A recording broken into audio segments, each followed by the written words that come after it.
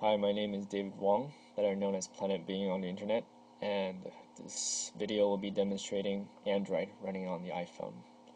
This is an iPhone 2G, and we demonstrated the Linux kernel running on this device over a year ago, and unfortunately I got distracted with the iPhone 3GS jailbreak, and there was some months where I had a hiatus when I wasn't working on the iPhone at all.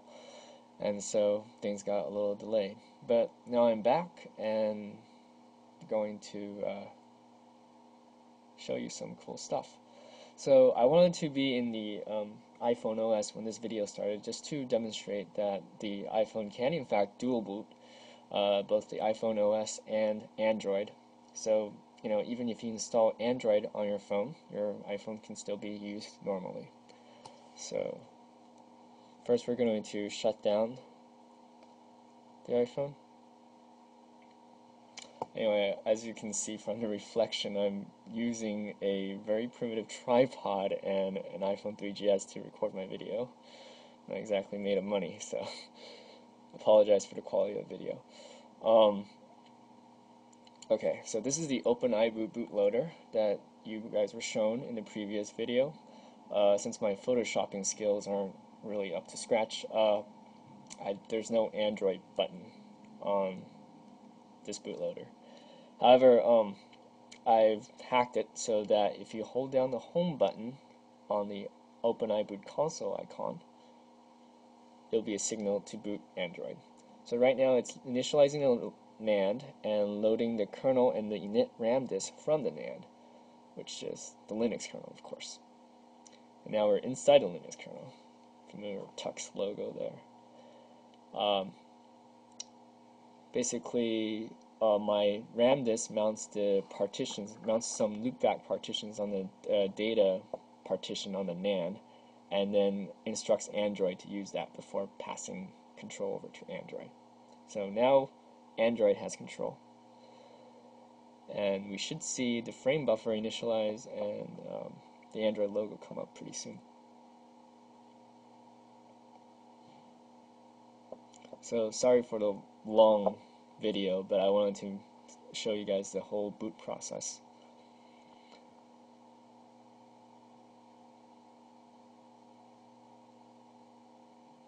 So the Android logo with a nice little animation.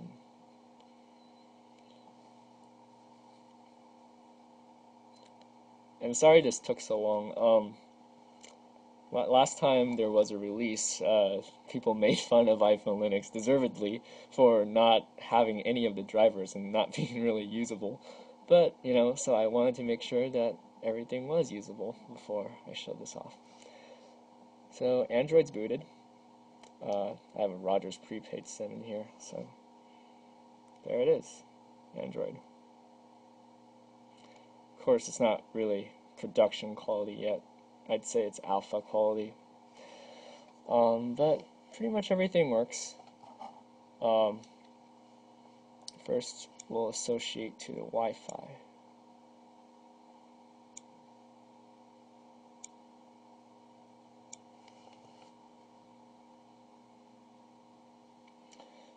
It's slightly buggy because I didn't bother to implement all the proprietary driver, not proprietary, but Android-specific driver extensions. So sometimes the OS thinks that it's not scanning, but it is. See, we've associated.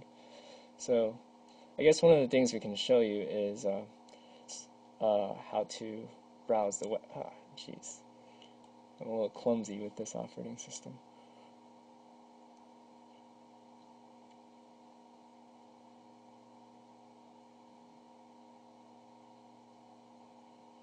There's a little bit of a button shortage on the iPhone, so I've repurposed the volume button as the call and home buttons. So let's go to Reddit. Maybe I should have gone to Dig. There'd be fewer letters.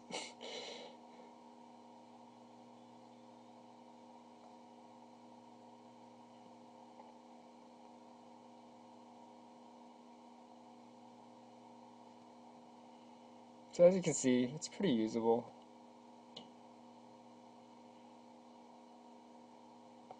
I like this feature of Android.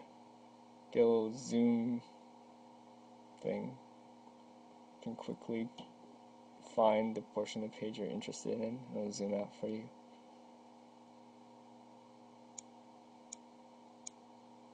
So yeah, there's the browser. Second thing is probably playing music. I have to manually scan for music because it's designed to work with the SD card, which obviously the iPhone is not equipped with. This again.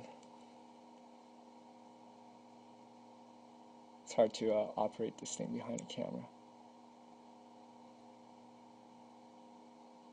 It's a little sluggish, but as I've told you before, it's running the debug version of everything. There's actually a garbage collector running inside of Linux kernel right now, just to make sure I don't have any memory leaks.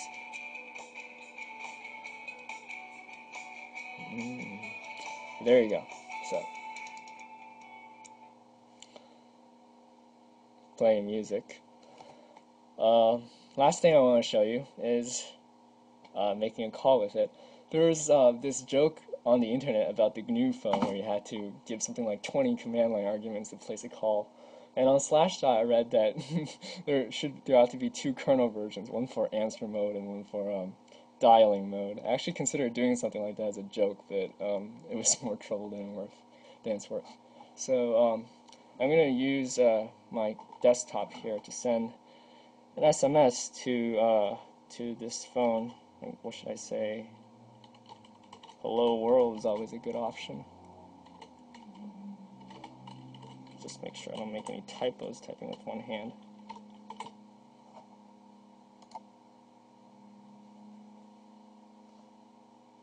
So Skype says it's sending.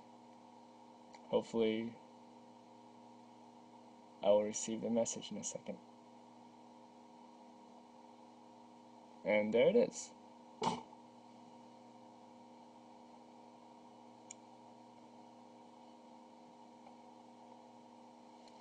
Okay, so I think the last thing to test is making a call.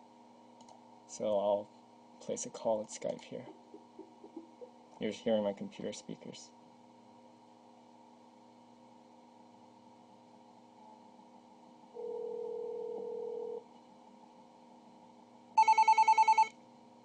There we go.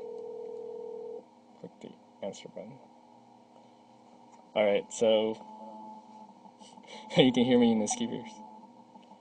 Hello? Hello? There you go. So I just put it next to my, sorry, there's the GM7 noise. So I'm gonna try to hang up.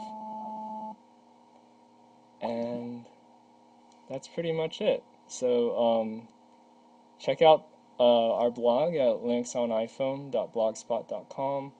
If you can throw in a couple of bucks for donations, I'd really appreciate it. If you could throw in a couple of lines of code to help with this project, I'd appreciate that even more. There's plenty of ways people can contribute. That's pretty much it. Thanks, guys.